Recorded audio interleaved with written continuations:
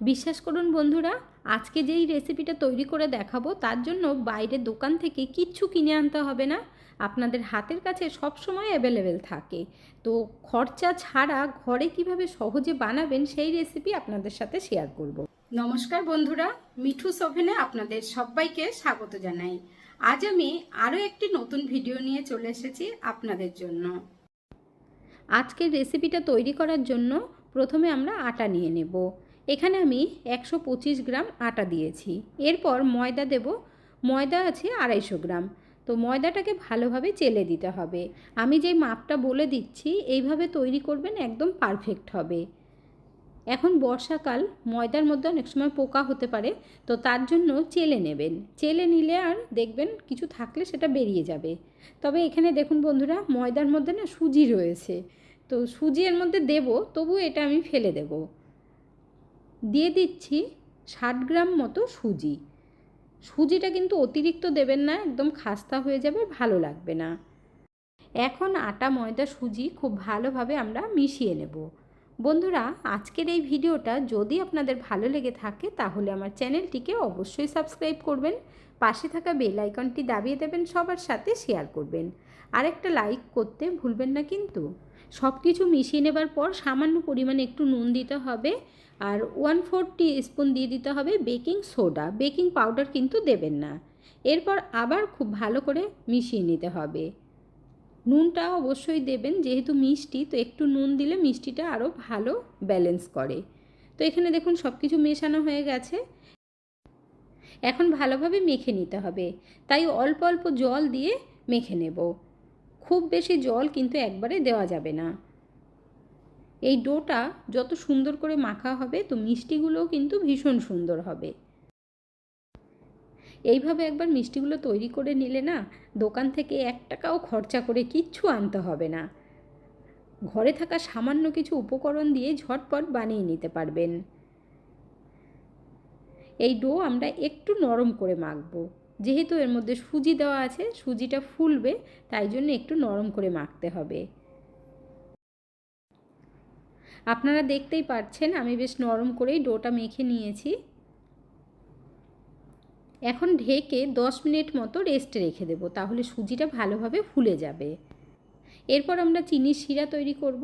তো cup মেপেই 1 cup চিনি নিয়ে নিলাম, আর এই কাপ মেপেই জলটা দিতে হবে। আমরা যেই কাপ মেপে ময়দা নিয়েছিলাম সেই কাপ মেপেই কিন্তু চিনি আর জল দিলাম। চিনি মেল্ট হওয়া পর্যন্ত ওয়েট করতে হবে। এখানে দেখুন বন্ধুরা, চিনি মেল্ট হয়ে গেছে, ভালোভাবে মিশিয়ে দিচ্ছি। এই চিনি শিরাটা কিন্তু একেবারে আঠা আঠা হতে হবে না, হালকা একটু তেলতেলে হলে হয়ে যাবে। এখন এর মধ্যে অল্প একটু ফুড কালার দিয়ে দিচ্ছি। এই ফুড কালারটা অবশ্যই দেবেন, তাহলে খুব ভালো লাগবে। আপনাদের হয়তো মনে হতে পারে ফুড কালার ছাড়া কি বানানো যাবে না? হ্যাঁ বন্ধুরা, বানানো যাবে, তবে আমি বলবো ফুড কালার থাকলে অবশ্যই অল্প করে দিয়ে দেবেন। চিনির শিরা আমাদের রেডি হয়ে গেছে, তার জন্য একটু দেখিয়ে দিচ্ছি হাতে নিয়ে। একটু তেলতেলে ভাব হয়েছে, এর থেকে বেশি কিছু না, জাস্ট একটু তেলতেলে হবে, আর এই রকম পাতলা থাকবে। এখন আমরা চিনির শিরাটা ভালোভাবে ঠান্ডা করে নেব। এখন একটু হাতে তেল লাগিয়ে হালকা হাতে এই ডোটাকে ডলে নিতে হবে। মোট কথা, এই ডোটা যেন শক্ত না হয়। দেখুন খুব ভালোভাবে মাখা হয়ে গেছে। এরপর বেলে নিতে হবে। বেলার আগে কিচেন স্ল্যাপের ওপরে একটু তেল লাগিয়ে নেবেন, আর বেলনির মধ্যেও তেল লাগিয়ে নিতে হবে, তাহলে বেলার সময় আর লাগবে না। বেশ বড় মোটা করে বেলে নেব। একবারে একটু বড় করে বেলে নিলে না অনেকগুলো বেরিয়ে যাবে একসাথে। আর তার জন্য দেখুন একটা গ্লাস নিয়েছি, গ্লাসের মধ্যে একটু তেল লাগিয়ে নিতে হবে। আপনারা চাইলে কুকি কাটার দিয়েও কেটে নিতে পারেন। এই রকম গ্লাস যদি না থাকে, ছোট বাটি দিয়ে কেটে নেবেন। এখানে দেখুন অনেকগুলো হয়ে গেল একসাথে। এরপর এই এক্সট্রা আটাটা তুলে নেব আমরা। এখন আপনাদেরকে দেখিয়ে দিচ্ছি যে কতটা মোটা করতে হবে। লুচির মতো পাতলা করে বেলবেন না, এই রকম মোটা মোটা রেখে বেলতে হবে। এরপর একটা প্লেটের মধ্যে সব কটা তুলে নেব। একসাথে সবকটা বেলে নেবেন, তাহলে সুবিধে হবে। এমন নয় যে একটার সাথে একটা লেগে যাবে, যেহেতু একটু তেল দিয়ে বেলা হয়েছে।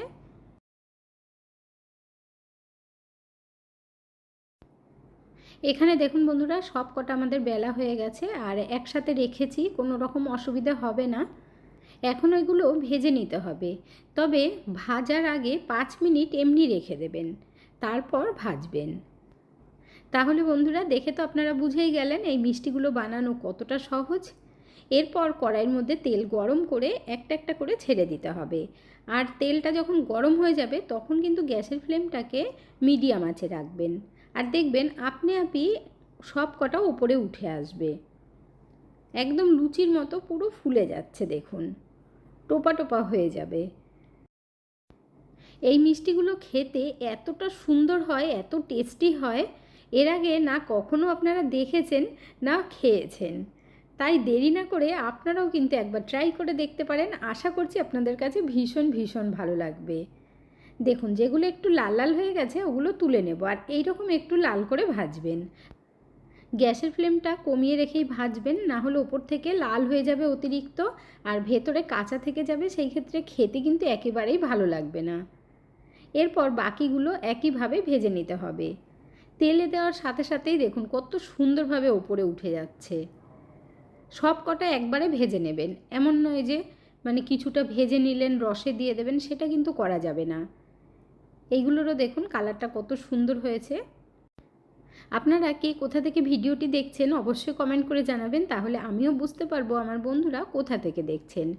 আপনারা সকলে এত সুন্দর সুন্দর কমেন্ট করেন, আপনাদের কমেন্টগুলো পড়তে আমার ভীষণ ভালো লাগে। এইভাবে পাশে থেকে সাপোর্ট করার জন্য অসংখ্য ধন্যবাদ। সবগুলো একসাথে ভেজে নিয়েছি, এখন এগুলো খুব ভালোভাবে ঠান্ডা করে নিতে হবে। এইগুলো কিন্তু গরম গরম রসে দেওয়া যাবে না, রসটাও যেমন ঠান্ডা করে নিতে হবে তেমন এগুলোও ঠান্ডা করে নিতে হবে, না হলে ওপরের লেয়ারটা নরম হয়ে রসের মধ্যে মিশে যাবে, ভালো লাগবে না, ভেঙে যাবে, দেখতেও ভালো লাগবে না আর খেতেও ভালো লাগবে না। এখন একটা আপনাদেরকে দেখিয়ে দিচ্ছি ভেতরটা কত সুন্দরভাবেই হয়েছে। এখনও গরম আছে তাই এইভাবে ছিঁড়তে একটু অসুবিধা হচ্ছে, হাতে ছ্যাঁকা লাগছে, তো একদম ভালোভাবে ঠান্ডা করে নেবেন। খুব ভালোভাবেই ঠান্ডা হয়ে গেছে। এরপর আমরা রসে দেব, আর রসটাও কিন্তু একেবারেই ঠান্ডা। চিনির এই রসটার মধ্যে যেহেতু একটু ফুড কালার দেওয়া হয়েছে, দেখুন বন্ধুরা কালারটা কতটা সুন্দর হয়েছে। সব কটা দিয়ে ভালোভাবে উল্টে পাল্টে নিতে হবে, তাহলে রসটা খুব ভালোভাবে লাগবে। একবারে সব কটাই দিয়ে দেব। চিনি শিরার মধ্যে সব কটা দেওয়া হয়ে গেলে খুব ভালোভাবে উপর নিচ করে দেবেন। তারপর আমরা 10 থেকে 15 মিনিট রেখে দেব।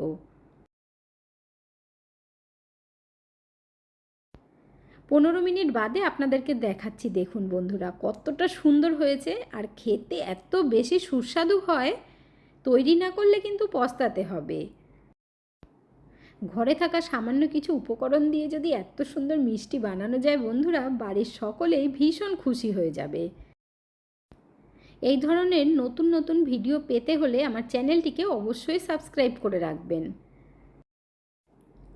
আর এই মিষ্টিগুলো তৈরি করে আপনারা 2-4 দিন রেখে খেতেও পারবেন। বাড়িতে যদি হঠাৎ করে গেস্ট চলে আসে তাদেরকেও আপ্যায়ন করতে পারবেন এইভাবে বানিয়ে। মার্কেট থেকে আর কিনে আনতে হবে না টাকা খরচা করে। দেখতে যেমন লোভনীয় তেমনি খেতে। তো বন্ধুরা, দেরি না করে ঝটপট আপনারাও বানিয়ে ফেলুন আর বাড়ির সকলকেই খুশি করে দিন।